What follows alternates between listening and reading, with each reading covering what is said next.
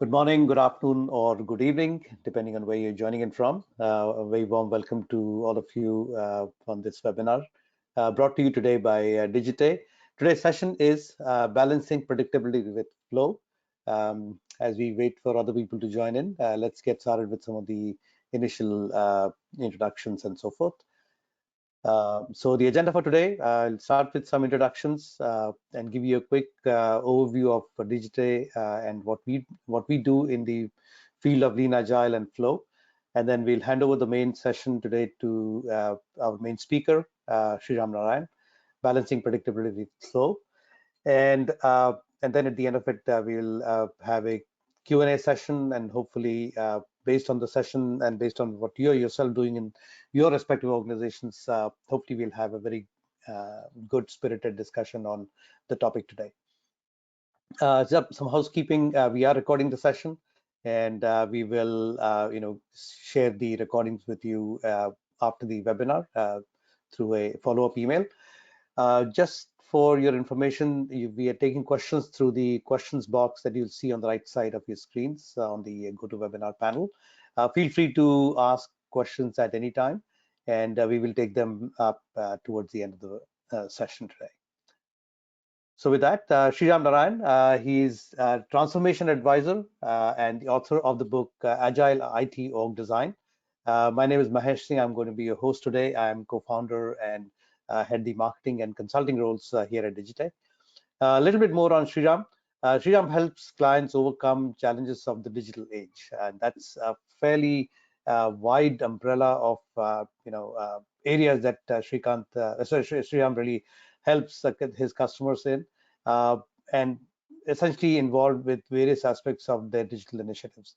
Sriram was previously VP of Transformation Advisory at ThoughtWorks, which I think is a very highly respected organization for its thought leadership, as well as its products and consulting services in the areas of Lean and Agile. Sriram is the author of the book Agile IT Org Design, which was published in 2015, and he'll probably talk a little bit more about that. And you can certainly learn about Sriram more at his website, agileorgdesign.com. Before I hand over the session to Sriram, just a quick overview of Digite for those of you who may not know us very well. We've been a pioneer in the area of collaborative products and solutions for distributed teams for nearly a couple of decades now. We are headquartered here in Cupertino, California, which is where I'm based. And we have offices around the world, including in Europe, United States, and in India. Customers around the world, nearly 1 million users of our different products that we have.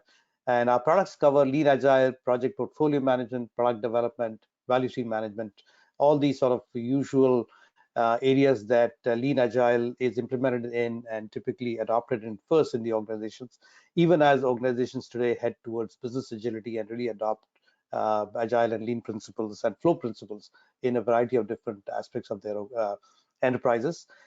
Swift Enterprise, Swift Kanban, and Swift Teas are our sort of flagship products that support a variety of different use cases in your organizations.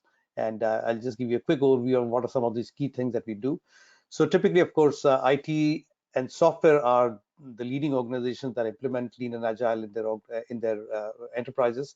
And certainly business agility has been a topic of tremendous interest in probably the last 10 years, and even more so in the last 4 or 5 years. And whether it is a specific method like Kanban or Scrum or Scrumban or scaled Agile methods like SAFe, our customers, have their own versions of how they ultimately adopt Lean and Agile. And usually it is some sort of a hybrid method, and our tooling supports all of those capabilities or all of those methods pretty seamlessly. We support visual Lean portfolio management. One of the big challenges that most organizations have is how do you prioritize the right things at the right time and provide the right set of things for different teams to do at across the enterprise. And so we support a lot of that through a variety of different methods and tools, including portfolio Kanban, enterprise services planning, and of course Scale Agile, to really give you the ability to set up your portfolios, manage them through an overall Lean portfolio management process, and then provide risk profiling and demand shaping in order to really provide the right things to the teams at the right time for them to work on. And then based on that, we really provide a bunch of other capabilities that let you really predict your own performance and forecast your delivery capabilities and deliveries in a far more effective way and a far more data-driven manner than you would be able to do otherwise. So just a bunch of really good capability that your teams adopt, be just simply based on the existing lean or agile methods that they've adopted. Again, end-to-end value stream management, that's really our forte, from upstream to downstream, the entire value stream that you might have across the organization that we support. And based on that, we have a rich set of flow analytics that we provide that also help you measure how your overall business is performing. And just the last slide here on some of the customers that we have. And as you can see, we have customers that are ranged from teams of 20 to 50 people to teams that are, to organizations that are tens of thousands of users using our products. So really good set of coverage in terms of overall enterprise agility initiatives. So with that, I'd like to hand over to Sriram. Sriram, a very warm welcome to you, and thank you for doing this webinar with us. And please go ahead. Hey, thank you, Mahesh. Pleasure to be here. Pleasure to make this presentation to all of you. Let me just make sure that my screen sharing is all right. Mahesh, can you see my slides already? Yes, we can see your title slide. Okay, great. I am using two monitors right now, so I have my slides on my laptop and I have this external monitor which is a little bit higher up. So when I'm looking at my external monitor to see all of you, it might look like I'm rolling my eyes at you, but please, that's not the case. Just the way. We won't judge you. Thanks. All right. So before I get into the slides, yeah, Mahesh has already introduced me, but also maybe share a little bit about my background. So until recently, as Mahesh mentioned, I was with ThoughtWorks, and my last role over there for the last several years was as a VP in the transformation advisory space, where I basically, along with my teams, I used to help clients deal with various challenges of transformation, moving from project to product, organizational agility, delivery capability, all those sorts of things. But prior to that, I've been in the industry for about 22 years now, and my first 10 years or so was as a hardcore techie. So I used to be an application developer and then a software architect and so on. Along the way, I played roles like head of technology for ThoughtWorks and a director of innovation as well. And then after a while, I moved on to the products organization, where I was a product leader in the GoCD team. So GoCD is a tool that helps with continuous delivery. And it has build and deployment facets, and I was looking after the deployment facet of GoCD for a while. And through that, and I also started doing a little bit of agile consulting for clients, which is not delivery work, but more helping with their capability and so on. And that's when I realized that, organizational agility matters, and it's one thing to focus on, say, engineering capability and project management practices and so on, but the larger operating model also matters. And some of those experiences I put into the book called Agile IT Organization Design, that was published by Addison Wesley, which is actually a unit of Pearson Publishing. They published it in 2015, and since then I have been in, continue to be in the space of transformation advisory. And so yes, you can find more details about my work on my website, agileorgdesign.com. I'm consulting independently now, so if you think you need my help, I'll be happy to discuss that with you. All right, so let's dive into the presentation. And although I've called it balancing predictability with flow, I do want to start off by reassuring you that I recognize the importance of predictability. I'm not necessarily like downplaying its importance when I talk about balancing it with something else. but it's just that I think increasingly it's also important to pay more attention to the things that influence flow. So let's start off with predictability. So why is predictability important? We all know the answers, but here's a quick recap of some of the main reasons. So the people who asked for software from the delivery organization, they might have already made launch plans or marketing plans, which might get disrupted if delivery is not predictable. But even if that is not the case, sometimes in the scope of a much larger program, there is lots of work that's dependent on individual teams delivery, and the dependent work might get affected. There will be, this kind of chain reactions of delays. Sometimes work is in response to new regulations or new compliance requirements and so on.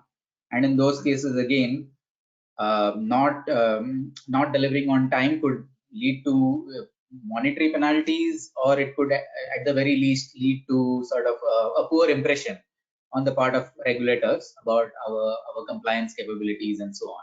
So that's another common reason why timely delivery is important. Finally, there is the internal use case where if it's about migrating from some a legacy modernization kind of thing, where you're migrating from some older system to a newer system, then you might have already made your plans that by a certain date you will be able to switch off the older system. And if you're not able to do that, then that creates complications. It increases costs of running multiple systems in parallel and so on. So there are some common reasons why we all understand that predictability is, of course, important. But nevertheless, as an industry, we've been struggling to achieve predictable software delivery, to meet the dates and to meet the budgets. And we've tried different things over the last 30 years, but it continues to be a challenge. So what are some common reasons? Why does predictability continue to be a challenge? One, of course, is that we've all recognized or have a greater recognition now that software development is not the same as, say, a manufacturing production line, right? It's a complex knowledge work where accurate estimation is inherently difficult. But even though we understand that, we are routinely required to provide estimates with only a very high level understanding of scope and dependencies.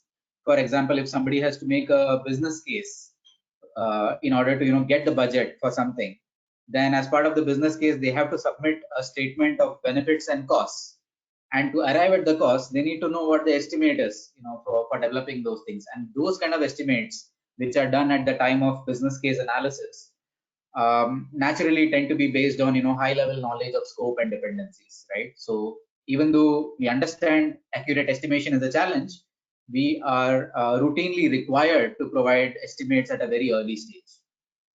And then what happens, I'll cover this later, that it becomes problematic when those estimates are then converted into commitments, right? But that's for later. The other common challenge is even through the delivery value stream, it passes through various stages, right? There is analysis, UX design, high level technical solution design, development, several stages of testing, and so on. And in each of these stages, you have specialists who are performing those activities. And sometimes in an end-to-end delivery value stream, we find that the capacities are unbalanced. So, the rate at which, say, the UX designers are creating the designs is different from the rate at which the developers are able to complete the development, which in turn is different from the rate at which the testers are able to test the functionality. So you have this issue of unbalanced capacities throughout the value stream, and that is another factor why predictable delivery that can be a challenge for predictable delivery.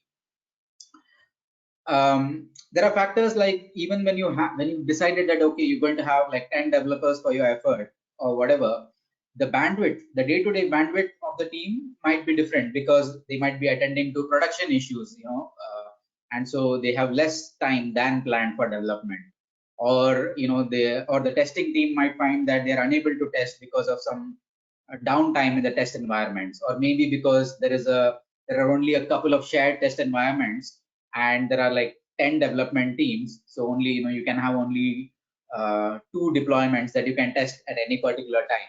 So those kind of things introduce additional uncertainty into meeting your go live dates.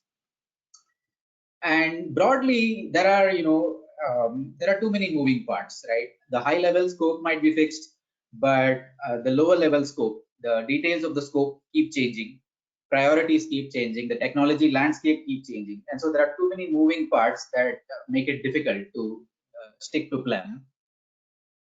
And finally, there is increasing recognition now that software by its very nature, as people continue to develop software, it accrues technical debt. It needs regular refactoring and that sort of maintenance. And sometimes that is not factored into plans because you have to meet the dates. There is a rush to build all the functionality that is necessary, and so tech debt builds up. And when tech debt builds up, progress slows down. The more tech debt there is, the slower it is for developers to add functionality. And these are there are of course other factors as well, but these are some common challenges why or common reasons why predictability continues to be a challenge. And we've had some typical conventional ways of dealing with these challenges, which I'm going to argue is that they are not so useful, and there are potentially newer and better ways of dealing with these challenges. But let's look at the conventional ways first. One is that because we've all learned from the school of hard knocks, so we've learned to pad estimates and add buffer into the estimates and so on to create enough room for variance. That's okay in some situations. In some situations, it's not okay because then the cost becomes unrealistic. So the whole prospect of doing that thing comes under question.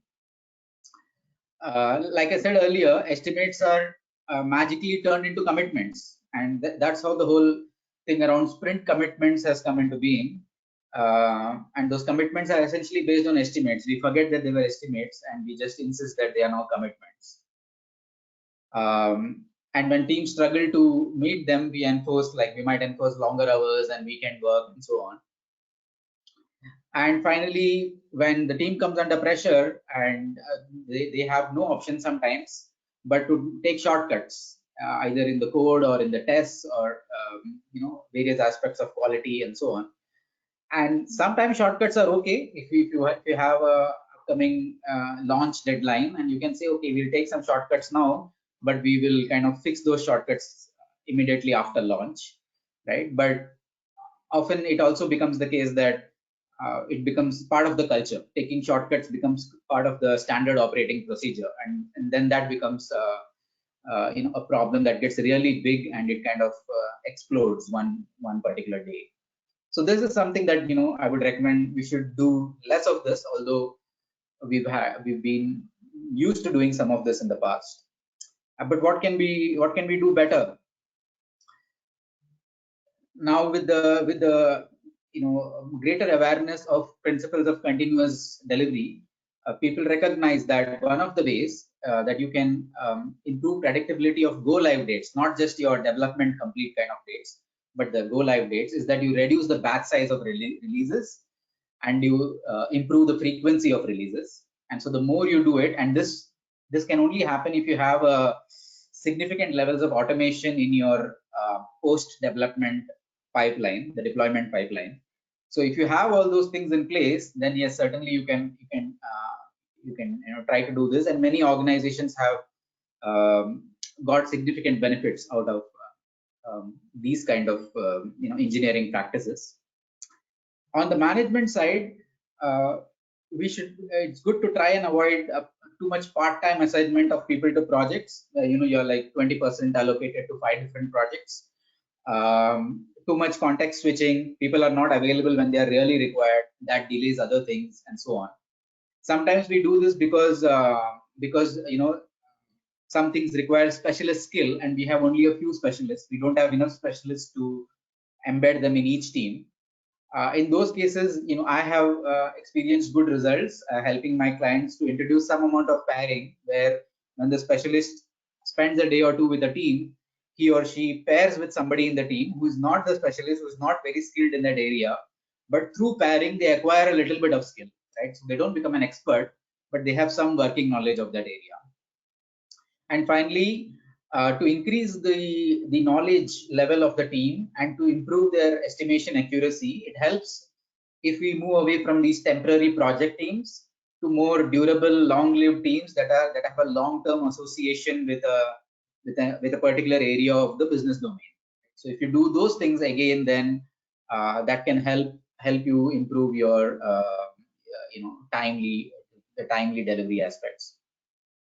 Regularly repay tech debt. Don't let it build up to a point where you have to think of rewriting the system, or you have to think of like 3 months of continuous refactoring and so on. So don't let it build up too much. Ideally, the delivery organization should be empowered to make changes to internal scope if required, if they have to meet the dates, right? So what do you mean by internal scope? So let's say let's take a like a common example that we all understand. Let's take something like, say, the voice assistant Alexa. So imagine you are the Alexa team, right? And they have a yearly showcase event in which they're going to say that, oh, okay, Alexa now has these capabilities, right? So that is the external scope, saying to make the announcement that it has those capabilities, and you have to demo those capabilities, right? But within those capability, there are several scenarios, right? So the delivery team needs to be empowered that if they're meeting challenges, then they should be able to say, okay, we'll still provide the overall capability, but if instead of 10 scenarios, we are going to be able to do 7 scenarios by the launch date, and the remaining 3 will do as post launch as the product starts rolling out, right? That sort of empowerment needs to be there in the delivery organization sometimes, right? Because the other things are all fine, but you need some of this as well. And finally, this is where I'm going to focus the rest of this presentation. Increasingly, there is awareness that flow also matters, because ultimately this is a flow of work through the value stream. And so the velocity of flow and the consistency of flow, both of them matter, right? They matter in different ways, and I'll come to that later. But these are some of the newer things that we should consider doing more of, if you want to have more predictable software delivery. So now, speaking of shifting attention to flow, I want to talk about two aspects of flow: flow velocity and flow consistency. Right? Predictability is more related to flow consistency. What is flow consistency? It's like the flow of output through the value stream. If there is a consistent flow, and you can say that this value stream is capable of churning out 10 units of functionality every month on a month-on-month basis, then that is consistent flow. And with consistent flow, you can make predictable, you can make fairly reliable projections, right? So your predictability increases. Flow velocity, on the other hand, is related to speed to market, right? So if you want to launch something in 3 months from idea to go live, then you need speed, right? Just consistent flow is not enough if the flow is not high velocity. So you need consistent, but also you need high velocity flow from a speed to market point. Yeah.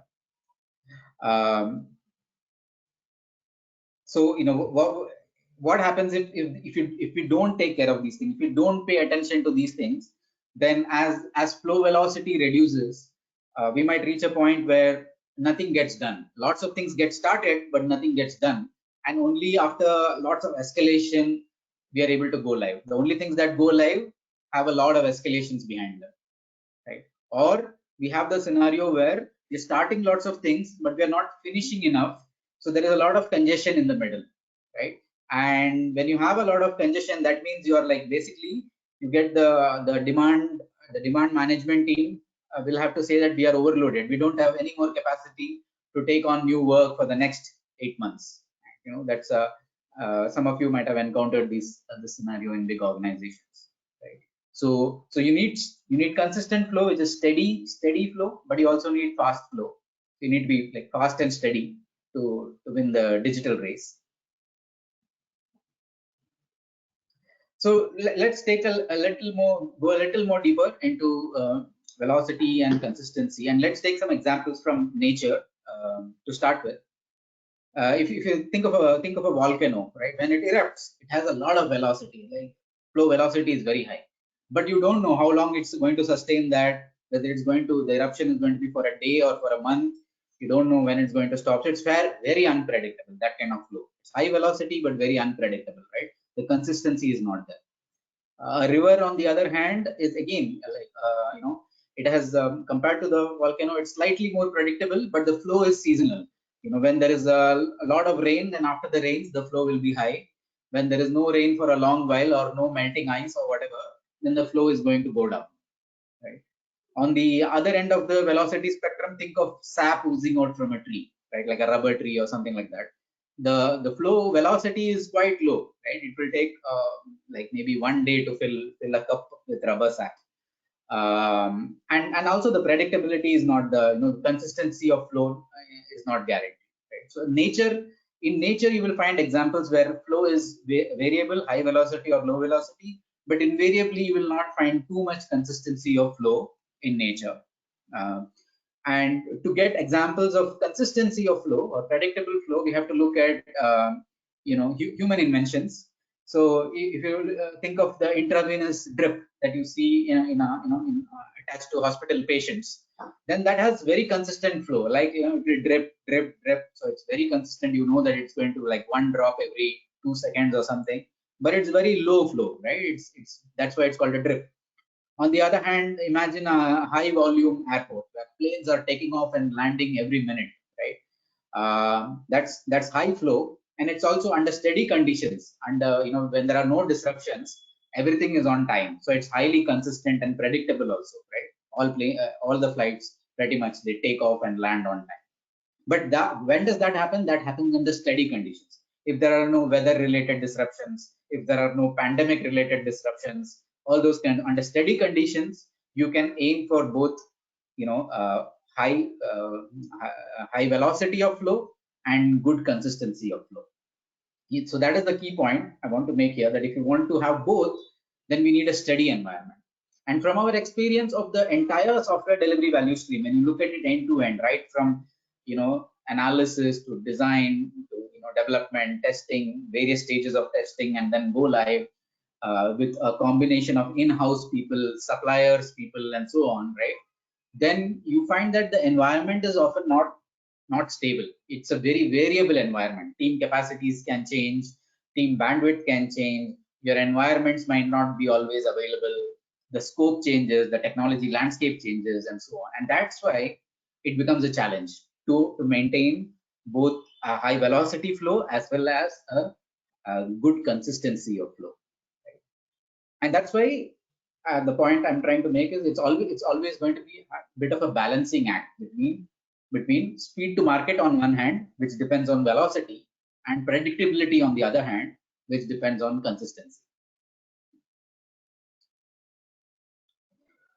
So now, given this, how can we still try to improve flow, both the velocity aspects and the consistency aspects? So some of the common ways in which we try to do this is one is called WIP limiting, work in process, limiting work in process. In my experience, arbitrary rules don't help. So some tools they allow you to set things like in your Kanban board it says no more than 5 items per column, or no more than whatever the number that you choose depending on your team capacity. You can just put an arbitrary number there. In my experience, that's not terribly useful. It's maybe a good starting point, but if you are able to do that based on actual evidence that you are able to see early stage congestion in some part of the value stream, and based on that, if you can quickly take preventive action by enforcing WIP limits, then that's useful. On the velocity side, right? You basically, the standard thing is to alleviate bottlenecks. You figure out where the bottlenecks are and try to alleviate bottlenecks. For example, if you have 10 development teams and you have only 2 test environments, right? Then the 10 teams cannot practice independent deployment, right? Because you have only 2 test environments, only 2 deployments can be tested at any particular time. So even if they are practicing independent deployment, they might be waiting for their turn on the testing environments, right? So in those cases, if you recognize those things, you can try to add more environments, and that's how you alleviate bottlenecks. The other thing is utilization, right? As utilization increases, queuing theory says that as utilization increases, you have less capacity to accommodate variations. Like if suddenly there is you have to attend to things in production, right? And your team is already at 100% utilization. Then the only way they can attend to production is by dropping the ball on the regular development things. So that is why it is recommended not to plan for more than a certain level of utilization. I've just given 80% as an indicator. It depends on your context. But if you have some capacity buffers, then they will help deal with variations in things. And it doesn't mean that the 20% is idle or waste. For example, I have advised clients where they've agreed that we can keep aside say 20% of team capacity for two buckets, combined bucket, tech debt and production or support, whatever support, whether it is L2 or L3 or production support. So you set aside 20%, right? And then depending on the production load, they might get to attend to tech debt, a little bit in a particular week, or they will be able to attend to it more because you have set aside 20%. The remaining 80% is available for functionality, for example. So there are ways in which you can plan for a lower utilization for functionality development and keep the rest of it as a buffer for unexpected things, or if the unexpected things don't happen, then people attend to tech debt during that time. And finally, pull-based workflows as opposed to push-based workflows. So in pull-based delivery, what happens is a team basically pulls the next item from the queue when they are done with the current item, right? So it's the team pulls the work rather than a conventional release plan where it is already said that in sprint number 5 you're going to start work on this item, in sprint number 6 you're going to start work on this item. That's push based, and that's where the schedule is dominant, right? So again, so that's an example of the more you practice pull based, the less the schedule becomes less sacrosanct, and the pull is what matters, right? So that is where there is a tension between allowing for smooth flow and allowing for predictability. So next, let's get a little more concrete, and let's look at two metrics that are become quite. There is a lot of recognition about these metrics in the last couple of years. That these are the metrics to monitor if you care about improving flow in the delivery part of the value stream. Yeah, because the end-to-end value stream from idea to go live in a typical big organization is much bigger than delivery. Although here I have shown this is not to scale, right? So here I've shown the stages as buy-in for the idea, creating the business case, getting approval, getting the staffing in place, and so on. They might not all take equal amount of time, and development and testing often takes a fair amount of time. But right now, since we're talking about in the context of delivery, so I'll just focus on the area that is highlighted over there, which is the delivery part of the value stream. And if we zoom in on that part, what we'll see is that has those stages that we recognize, right? So even if you're practicing iterative development, using agile methods, you'll still do some initial analysis. There will be some initial UX design. There might be some initial high-level solution design or technical design, and there will be a phase of development and testing and so on. And that's your essential that's your full delivery lead time.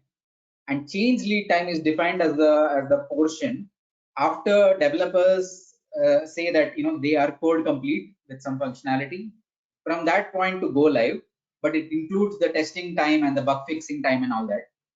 That's change lead time. And ever since continuous delivery has got more recognition, there is a recognition that yes, it's not enough to focus on development velocity. You need to also think about what happens after your dev complete, because the go live date depends on everything that happens after that. So the whatever we can do to reduce change lead time is going to help it's going to help that little bit more in terms of getting things to market, right? Getting things to production in the hands of users rather than it just sitting in some testing environment. And throughout this, I've indicated those wait stages, because generally that is what happens, that when work flows from one stage to the other, it doesn't flow instantaneously, because the people in the next stage might be busy with other things. So it might sort of lie in wait for some time before the next stage takes it up. And that's where that wait times are crucial in the calculation of flow efficiency. So change lead time is, like we just described, it's time from code complete to go live. Whereas flow efficiency, you're talking about what percentage of the total time was active work, right? So over here, when you're talking about the delivery value stream, it's about the time spent in the active states in the black boxes divided by the total time. That will give you the flow efficiency for the delivery part of the value stream, right? If you do a similar kind of analysis for the end-to-end thing from idea to go live, then you will get the flow efficiency for for the entire value stream from idea to go live. So let's take a more concrete example of this. So over here, I've just laid out the progression of two features. Yeah. So this row is one feature, the dark gray row, and this red color row is the other feature. So you can see that they both got code complete on 23rd of September, and then it goes through all these phases in a big organization. It's typical for the post development activities to take a month or more before it goes live. So I've just put that in, and you can see that these things are staggered over here, because in this example, assume that they have only one integration test environment. So they can only deploy one build at a time and test that build at a time. And they have only one performance test environment and one pre-production environment, right? So the deployments have to happen in sequence, in serial, one after the other. So if you have this, then basically what is the change lead time? Change lead time for this is like from the date at which development got complete to the date it goes live, excluding the weekends, excluding the non-working days. That is the change lead time. And what is the flow efficiency? It's basically the time spent actively working in those boxes divided by the total time, because the total time includes the wait time. So when you do something, when you try to do this calculation on this picture, you'll find that the active time, which is also referred to as the value added time, you get these numbers for these features. Similarly, you can compute the wait time, and the sum of them is the total change lead time. And if you do the flow efficiency calculation, which is basically value added time divided by total time, the change lead time, that will give you the change flow efficiency for the change part of the value stream. Yeah. So this is not idea to go live. This is dev complete to go live. Now, if you want to do this kind of calculation on whatever tools you're using, right? How easy it is to do that. That is the final part of this presentation. And the thing that I would like to highlight as a practical tip is this type of calculation is not always straightforward, depending on how you're using your tool.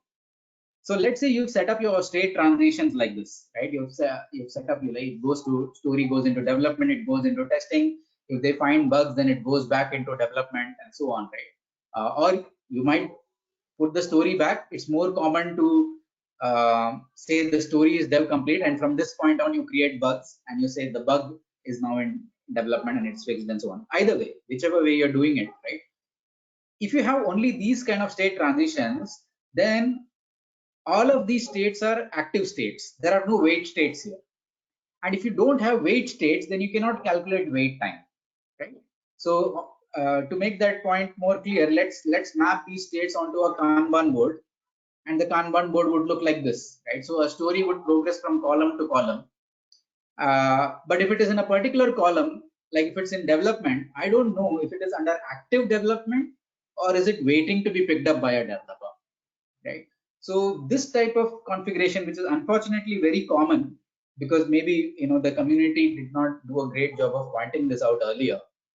So this type of configuration makes it hard to calculate wait times. Yeah. Just using the state transition information, you can't calculate wait times.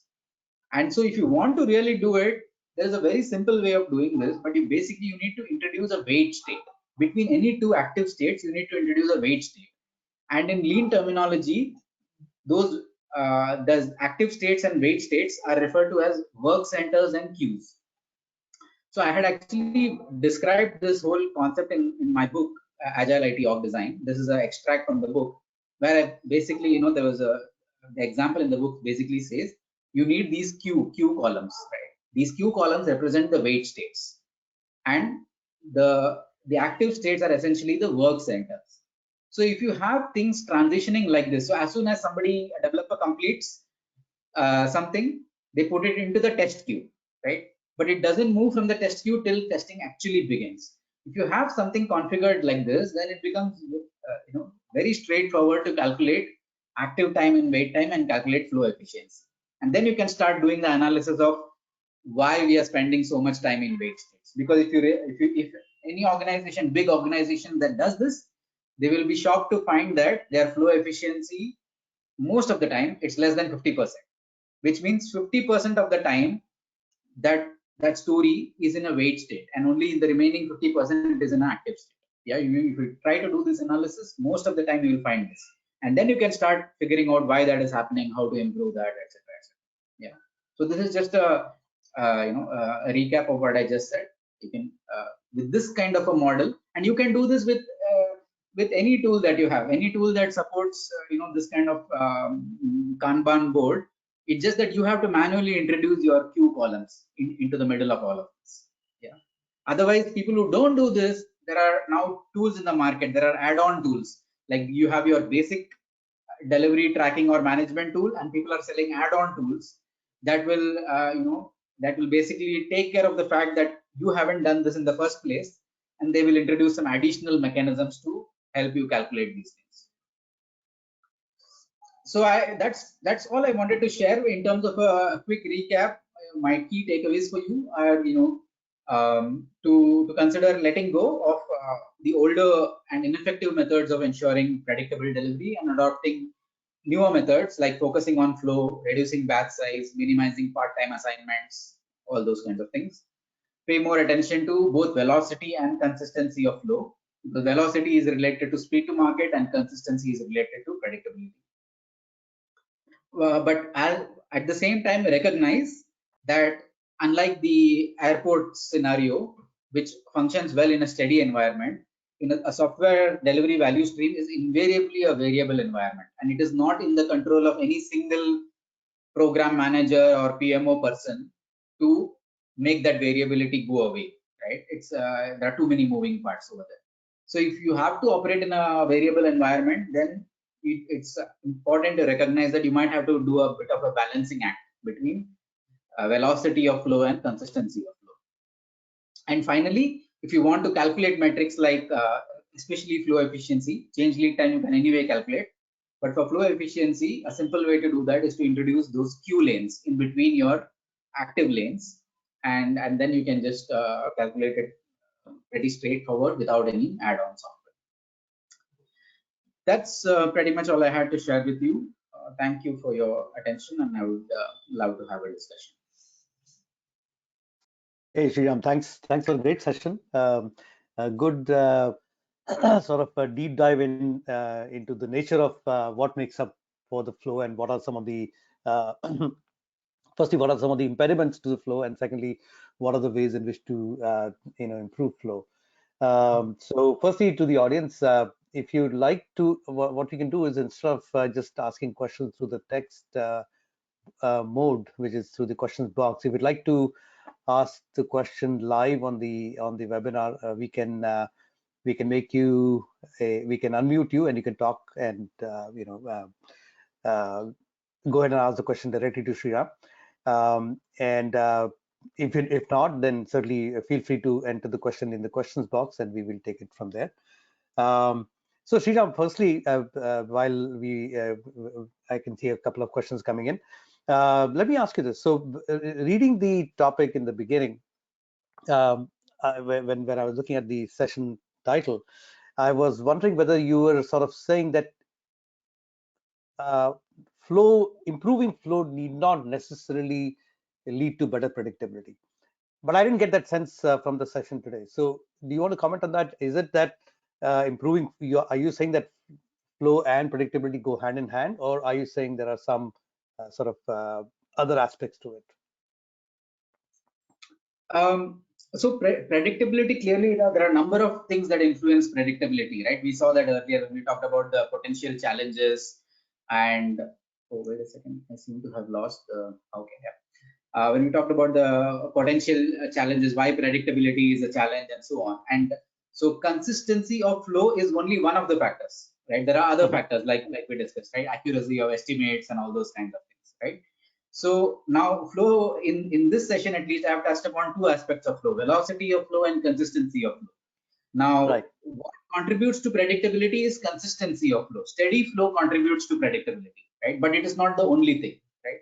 Now, when I'm Right. saying balancing, right, I'm talking more about, okay, don't just pay attention to the various aspects of predictability, and consistency of flow is one aspect of predictability, right? But when you're talking about velocity of flow is not directly influencing predictability. Velocity of flow is influencing speed to market, right? So in a way, I'm talking about, speed to market and predictability, and velocity of flow is one of the factors that influences speed to market. Consistency of flow is one of the factors that influences predictability. Got it. Got it. All right. We'll take a couple of audience questions. And again, folks, let me know if you want to ask the questions live here. But firstly, there's a question from Geeta Sundarajamurthy. Uh, what are some of the efficient ways to manage changes within flow? So, and let me add to that another aspect of the wait times. You presented that picture very nicely. The fact that there are wait times built into the system, and the way that you described the flow of those two features, and the fact that they wait because there is shared environment that only one of them can use at a time, whether it's the production test or performance test or other environments. So many of these flows that and we've discovered this through all of the work that we have seen our customers who implement Kanban struggle with as well, that the flow efficiency, by the way, 50% flow efficiency is actually very good flow efficiency. Most of the time, the Kanban community reports maybe 5 to 15% flow efficiency. Is even worse than what he talked about.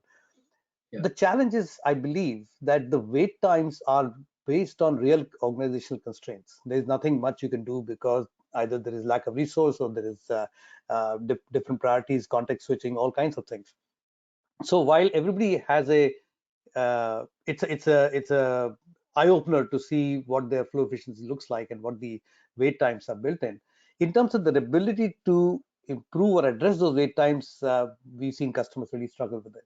So combining that with Geeta's question, what are some efficient ways to manage changes within the flow? What are some of the things that you've seen which have worked in order to improve flow? So let me take a like a more physical example that people can relate to, right? Uh, because this is a common thing people and you're right. So efficiency is often much. I didn't want to sound that bad during the presentation, but glad you brought it up. This is very somewhat analogous to a flow of traffic on the road. Okay, like on a stretch of highway. Now, Yeah. if you think a highway or a freeway, depending on where you are, has a certain carrying capacity, right? A stretch of road has a certain carrying capacity for vehicles, right? If vehicles are all like bumper to bumper and all the lanes are filled, that's 100% utilization of that road, right?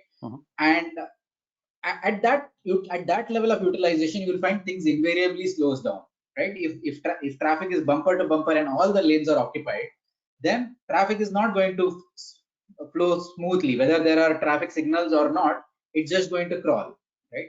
On the other hand, if you recognize what is the carrying capacity of the road, and there are only like I don't know what is the right number, but if you know when there is smooth flow, right? When there is smooth flow of traffic, there aren't too many vehicles on the road, right? To your left, to your right, and everywhere else. And that is the same concept that applies inside a delivery value stream, even inside the organization, right? If we plan for very high utilization, if all the work is planned, similarly, if all the test environments, everything is planned for, very high utilization, then it cannot accommodate even tiny variations, and the wait times will invariably increase through that system, right? That is even borne out from queuing theory, which says that beyond a certain threshold of utilization in any system that is queue based, beyond a certain threshold of utilization, wait times will start increasing dramatically, right? Absolutely. And so that's what we see in our organizations. It's a hard pill to swallow, to tell people that you're basically, you're starting so many things, but the rate at which you're starting is much higher than the rate at which you're finishing things. Everything is getting blocked in the middle. So it's a hard pill to swallow, because business demand is already like, they're already like, I have 2 years worth of backlog with you guys, when will you be done?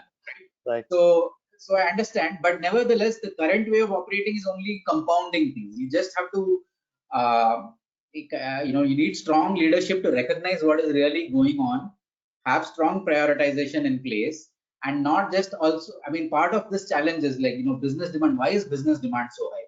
Business demand is partly so high because people are, they don't have a feedback loop. So they are trying all sorts of things, like, to win in the market, right? They're not really sure what will win, so they are throwing all sorts of darts, and the delivery team has to, work on all those darts, right?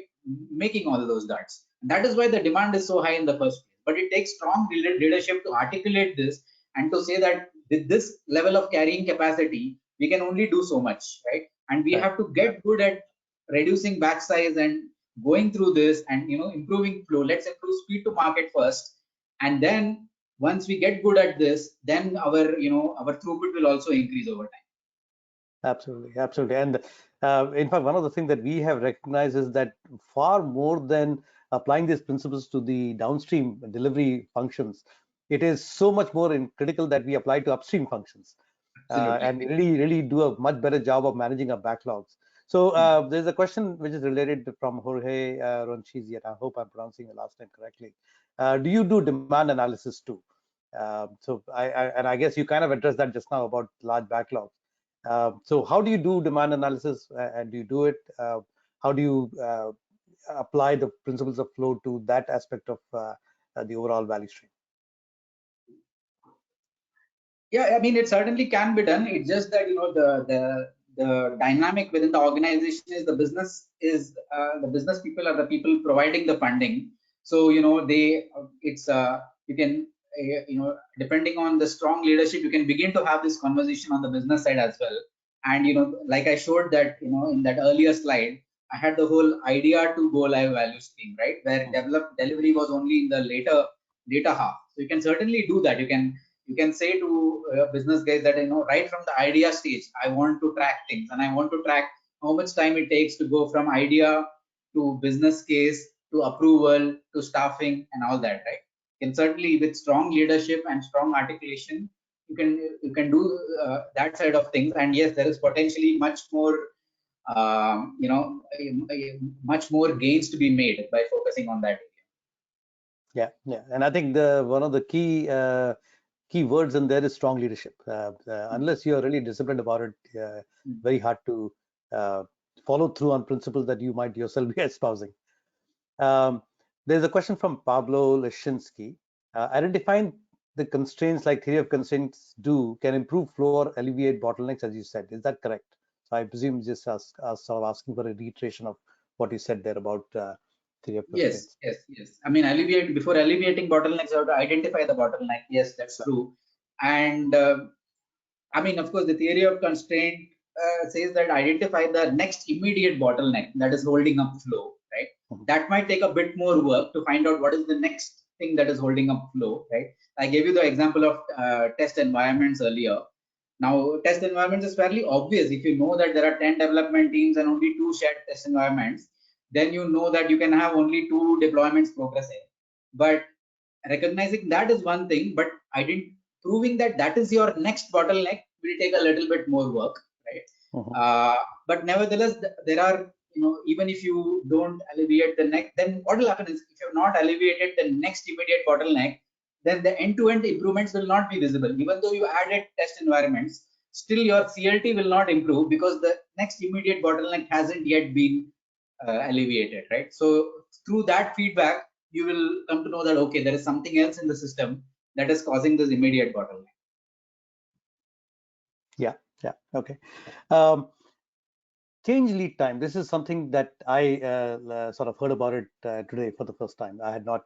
I understand lead time, and there is of course the system lead time versus customer lead time, which earlier used to be called cycle time versus lead time, right? Change lead time is you kind of really focus in on the code post code completion, the delays that are there in the system. Is that something that is very common? Is that something that you've identified, and is it being used in a lot of places? Just the delays after code complete? It has gained a lot of attention in the recent years because of Hmm. this book called Accelerate that was published by IT Revolution Press, and it was written by Nicole Ferguson, Jez Humble, and a couple of others. And then that was based on, so they did a, there is a, they send out a report. There is this, now these metrics are referred to as the DORA metrics, and DORA stands for, I forgot the acronym right now, but they do the state of DevOps report, and in Mhm. which they've identified 4 metrics. One of them is mean time to recovery, and one of them is change lead time. And so it has gained a lot of attention. Also, partly because, in the whole, when you're talking about DevOps, right, there's traditionally been a lot of attention to the development velocity side of things. But what Right. happens after that, right? Okay, you did your sprint, you did your showcase, your UAT is done, but does that mean it's gone live? Does that mean the it's in the hands of users? No, by no means. Yeah, that is the case, right? In big organizations, there are several stages of testing, and sometimes that single thing cannot go live by itself. It has to wait for the whole other release to come together. So even Right. after your dev complete, it might be like 2 months before it goes live. So all that has led to a lot of attention on the change lead time. Hmm. Hmm. Okay. Okay. Very interesting. I certainly need to dive in deeper into that. I've also heard of the DORA metrics, but I have not, again, not studied them in detail. And in general, at least I believe the Kanban community focuses on the entire customer lead time as being the key business metric, because that's really what the customer is seeing. So Sure. therefore, the focus is on the overall value stream. Of course, typically on the delivery side, not so much on the upstream. But now there is, of course, increasing focus on upstream and upstream Kanban in particular, which really helps you improve upstream processes throughout the organization. Including, of course, one of the key things that we've seen with WIP limits is that not only are they a efficient way for the specific workflow or the value stream that is where the WIP limits are implemented, but they also become a great policy implementer. They become a great way for a handshake between stakeholders, between sales and marketing and dev, or product management and dev. Because the moment you publish or visualize your WIP limit, it then becomes a clear signal to everybody that this is really your capacity, and therefore you got to respect that, and not push, to not try and continue to push things endlessly, or be prepared to downgrade something else if something more urgent has come along. So those Mhm. kinds of conversations have become easier. um, Great. I believe we are kind of out of questions as well as out of time. Nearly there. Any closing thoughts and any last questions from the audience, and anything else from your side, Sriram? Actually, there is. Well, okay, that's okay. That's not a question. It's something, just a comment. So, any No, closing thoughts, Sriram? Yeah. no, I enjoyed the conversation. Thanks for the questions, and yeah, thanks for arranging this, and look forward to staying in touch. And the participants, of course, I'm not able to see you, but feel free to get in touch if you'd like to Yeah. discuss more on these lines. Yeah, no, this is a great session, Sriram, and I look forward to hopefully doing some future sessions with you again. Mhm. Come back anytime for presenting more on your book, and of course for any new material that you might be writing, etc. So we're always welcome to come back and talk about it. For the folks on the Sure. webinar, thank you for staying till the end. And if you have any questions on or any interest in seeking Sriram's inputs, feel free to reach out to him. If you'd like to, by the way, so all of the stuff that Sriram talked about in terms of support for flow efficiency, wait times, flow calculation, etc. All of those are supported in the tools that we provide, such as Swift Kanban and Swift Enterprise, etc. So if you're looking for tooling support, certainly look at us. And if you have any other questions, reach out to us at any time. Sriram, thanks a lot again, and look forward to staying connected with you. And to the audience, have a great rest of the day, and we will end it here. Thanks a lot. Thank Bye-bye. you. It was my pleasure doing this. Thanks for having me. Bye. Have a good day or good evening, wherever you go.